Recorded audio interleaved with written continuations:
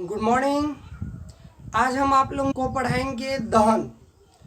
तो चलते हैं, देखते हैं। ये केमिकल इक्वेशन एंड रिएक्शन का पार्ट 4 वीडियो है। इसमें अपना लोग देखते हैं दहन किसे कहते हैं।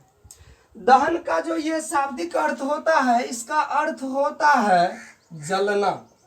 दहन का शाब्दिक अर्थ क्या होता है? जलना।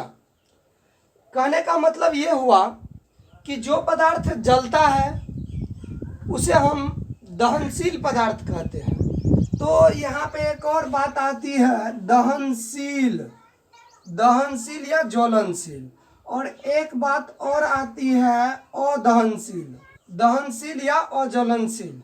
देखिए, जो पदार्थ जलेगा उस पदार्थ को हम लोग कहेंगे दहनशील पदार्थ। जैसे लकड़ी में आग लगाइए, लग जाती है। घास में आग लगाइए, लग जाती है। मोमबत्ती में आग लग जाती है। ये सब पदार्थ जितने हैं इसको हम लोग कहेंगे दहनशील पदार्थ। और जिस पदार्थ में आग लगाते हैं नहीं लगते हैं, कहने का मतलब ये हुई कि वे पदार्थ जलते नहीं है, उसे हम कहते हैं अदहनशील। उसे कौन पदार्थ कहते हैं? अदहनशील या अप्रज्वलनशील। तो देखिए, दहन, जब दहन की क्रिया जो होती है, तो दहन की क्रिया कहने का मतलब हुआ कि किसी भी पदार्थ का जलना। जब कोई पदार्थ जलता है तो उसको हम लोग कहते हैं कि उस पदार्थ की दहन हो रही है। अब जो है, दहन के लिए कुछ शर्त है। दहन के लिए कुछ शर्त है। क्या शर्त है? तो देखिए, एक नंबर में है दहनशील पदार्थ की उपस्थिति। दहनशील पदार्थ जब होगी तभी दहन की प्रक्रिया होगी। 2 नंबर में दहन के पोषक की उपस्थिति।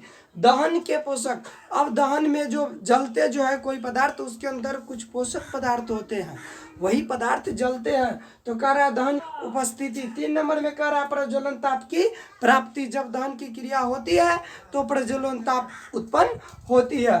अब आ रहा है पदार्थों के जलने से उत्पन्न होती है। पदार्थों के जलने से क्या उत्पन्न होती है? ज्वाला के जो है ना, ये प्रमुख 4 क्षेत्र है। ज्वाला के कितने क्षेत्र है? 4 क्षेत्र। पहला है नीला क्षेत्र, दूसरा है काला क्षेत्र, तीसरा है दीप्त क्षेत्र और चौथा है अदीप्त क्षेत्र। तो दहन के कितने क्षेत्र हो गए? 4 क्षेत्र। कौन कौन क्षेत्र हो गए आपको? पहला नीला, काला, दीप्त और अदीप्त क्षेत्र। तो ये देखिए, नीला क्षेत्र, ये एक मोमबत्ती है। मोमबत्ती को जब हम जलाते हैं तो इस तरह से इसके जो अंदर में होती है, इसका नाम, इस क्षेत्र का नाम है कौन क्षेत्र? नीला क्षेत्र। यहाँ पे देखिएगा पूरा ब्लैक होती है, इस ब्लैक का नाम है काला क्षेत्र। क्या नाम है? काला क्षेत्र। उसके बाद देखिए, यहाँ पे पूरा रोशनी दिखाई देगी, इसका नाम है दीप्त क्षेत्र। और ऊपर में सबसे ऊपर काला टाइप से दिखाई देगा, उसे हम कहते हैं अदीप्त क्षेत्र, यानी वहाँ पे रोशनी उत्पन्न नहीं होती है। तो इस तरह से ज्वाला के 4 क्षेत्र हो गए। अब आपको पूछा जाएगा नीला क्षेत्र किसे कहते हैं, कोई पूछेगा काला क्षेत्र किसे कहते हैं, दीप्त क्षेत्र किसे कहते हैं, अदीप्त क्षेत्र किसे कहते हैं। तो देखिए, ये जो दहन की क्रिया होती है, उस मोमबत्ती के ठीक ऊपर का क्षेत्र नीला क्षेत्र कहलाता है। यहाँ पे कुछ नीले टाइप से बाद होता है काला क्षेत्र, ब्लैक क्षेत्र, उसके बाद होता है दीप्त और लास्ट में होता है अदीप्त क्षेत्र। तो अब हम लोग देखेंगे कि ये पार्ट, पहला चैप्टर केमिस्ट्री का आपको खत्म हो गया। अब इस पार्ट का जो एनसीईआरटी प्रश्न उत्तर होगा उसको देखेंगे।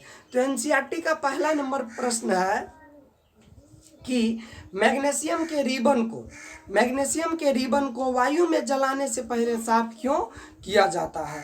क्वेश्चन है आपको, मैग्नीशियम के रिबन को, किसके रिबन को? Mg के रिबन को, Mg के रिबन को वायु में जब जलाते हैं तो इसको साफ क्यों करते हैं। तो देखिए, इसका उत्तर हम कैसे देंगे। मैग्नीशियम के रिबन को वायु में जलाने से पहले साफ किया जाना बहुत ही आवश्यक है। क्यों आवश्यक है? क्योंकि मैग्नीशियम का जो रिबन होता है उसके ऊपर एक मैग्नीशियम ऑक्साइड की परत जम जाती है। ये मान के चलिए आपको मैग्नीशियम का रिबन है, ये रिबन है। इस रिबन के ऊपर क्या जम जाती है? तो आपको मैग्नीशियम ऑक्साइड की एक परत जम जाती है। ये मैग्नीशियम ऑक्साइड की एक परत जम जाती है।